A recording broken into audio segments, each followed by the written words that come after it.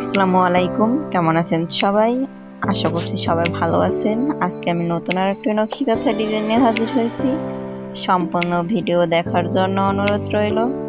আর ভিডিওটি ভালো লাগলে সাবস্ক্রাইব করে দিবেন।